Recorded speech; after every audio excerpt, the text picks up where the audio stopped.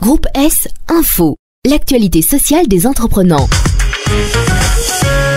Christine Hernandez, bonjour. Bonjour Pascal. En Wallonie, à Bruxelles, pour un congé éducation payé pris pendant l'année scolaire 2015-2016, les demandes de remboursement doivent être introduites pour le 30 juin 2017. Quel est le principe derrière ce mécanisme? Un travailleur qui bénéficie d'un congé éducation payé conserve sa rémunération plafonnée à hauteur de 2 815 €. De son côté, l'employeur a le droit de demander le remboursement de la rémunération et des cotisations sociales qu'il a payées auprès des autorités régionales compétentes. Dans les 3 régions du pays, le montant remboursé est fixé forfaitairement à 21,30 € par heure de cours. Dans quel délai l'employeur doit-il introduire sa demande? À Bruxelles et en Wallonie, pour l'année scolaire 2015-2016, la demande de remboursement doit être introduite au plus tard le 30 juin 2017. Attention, en région wallonne de langue française, pour les créances relatives à l'année scolaire 2016-2017, la demande devra être introduite pour le 31 mars 2018. Ce délai est-il le même en Flandre? Non, ce délai s'applique uniquement aux employeurs qui occupent des travailleurs à Bruxelles ou en Wallonie. Ceux qui occupent des travailleurs en Flandre doivent respecter un autre délai. Ils doivent introduire leur demande de remboursement au plus tard le 31 décembre qui suit la fin de l'année scolaire, c'est-à-dire le 31 décembre 2017 pour les dépenses liées à l'année scolaire 2016-2017. Et si un travailleur change de région, que doit-il faire? Si le lieu d'occupation du travailleur passe d'une région à l'autre pendant l'année scolaire en cours, peu importe que l'employeur change ou pas, le droit au congé éducation payé et le remboursement doivent être considérés au niveau régional.